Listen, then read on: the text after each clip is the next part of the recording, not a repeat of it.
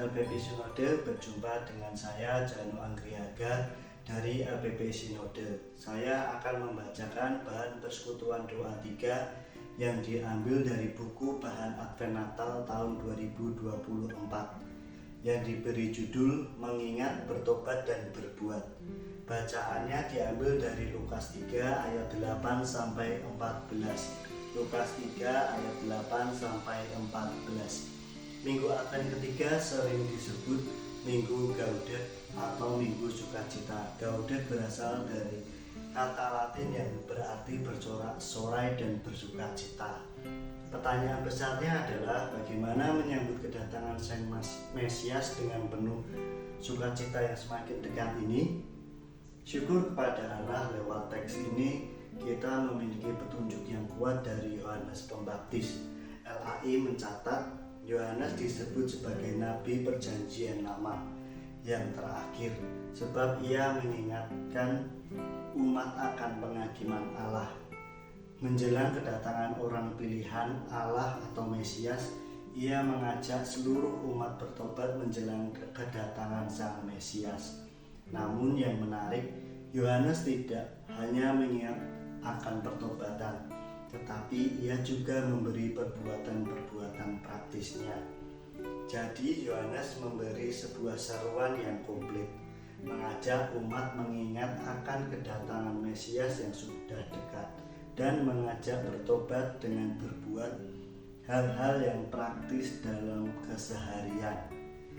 Orang banyak bertanya kepadanya, jika demikian, apakah yang harus kami perbuat? Terhadap pertanyaan tersebut, Yohanes memberi dua hal praktis yang bisa dilakukan. Pertama, dengan berbagi kepada mereka yang tidak punya. Barang siapa mempunyai 2 helai baju, hendaklah ia membagikannya dengan yang tidak punya. Dan barang siapa mempunyai makanan, hendaklah ia berbuat demikian. Seruan ini sangat patut kita renungkan saat ini. Ketika kita sibuk menyiapkan Natal, kita terkadang lupa untuk berbagi kepada yang tidak punya itu. Bisa jadi kita terlalu fokus memikirkan acara Natal yang meriah, dekorasi yang instagramable. Kadang kita juga berani mengundang pengkhotbah luar kota. Ya, tentu dengan anggaran yang lebih mahal demi sebuah acara yang semarak. Atau bagi kita pribadi, kita juga menyediakan anggaran khusus untuk berhias diri, membeli baju baru, sepatu baru, gaya rambut baru, dan sebagainya. Itu semua pada akhirnya tanpa kita sadari membuat anggaran Natal kita melambung. Ketika Yohanes mengingatkan bahwa buah pertobatan adalah dengan berbagi, maka kita perlu sedikit merenung. Sudahkah kita menyusun anggaran dengan mengingat kepada mereka yang tidak punya itu?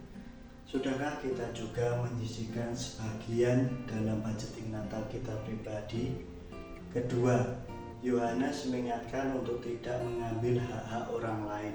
Kepada para pemungut cukai, Yohanes berkata, jangan menagih lebih banyak daripada yang telah ditentukan bagimu. Kepada para prajurit Romawi, Yohanes menegaskan, jangan merampas dan jangan memeras, dan cukupkanlah dirimu dengan gajimu. Poin kedua ini lebih menarik. Kenapa? Karena kali ini yang bertanya adalah mereka yang memiliki kuasa. Para penguasa diingatkan untuk tidak merampas dan memeras, serta tidak menagih lebih banyak kepada mereka yang lemah. Ketika kekuasaan dipakai dalam kesewenang-wenangan kepada rakyat, maka mereka sedang mengambil hak-hak hidup mereka. Bagi orang-orang kecil, kadang uang bisa begitu keras untuk didapat. Kepala bisa jadi kaki, kaki bisa jadi kepala. Mereka banting tulang bekerja tiada henti, pagi, siang, dan malam. Semua demi memenuhi kebutuhan hidup mendasar mereka, yaitu mengisi perut agar tetap bisa bertahan hidup sesehari. Kadang mereka juga harus menanggung penderitaan keluarga dan orang-orang terdekat yang mereka kasihi. Jadi, begitu hak itu dirampas, diperas, dipaksa membayar lebih banyak, maka itu sebuah pelanggaran keras atas kehidupan mereka beserta dengan keluarganya. Yohanes juga menentang hal ini. Yohanes mengatakan, "Cukupkanlah dirimu dengan gajimu." Ketika kita memenuhi kebutuhan kita dan keluarga lewat gaji yang didapat, maka yang didapat adalah sukacita, kebanggaan, dan ketenangan. Makanan yang kita berikan kepada keluarga kita akan menjadi daging.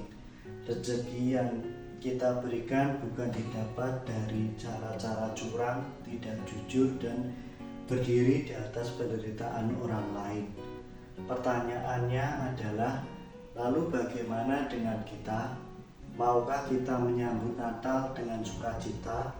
Maukah kita pun berbagi sukacita? Jika mau, mari kita bertobat dengan mengingat mereka yang selama ini terbuang atau terlupakan dari pesta-pesta Natal kita. Mari kita tidak merampas hak-hak orang lain yang ada di bawah kekuasaan kita. Itulah buah-buah yang disebut dengan kata pertobatan.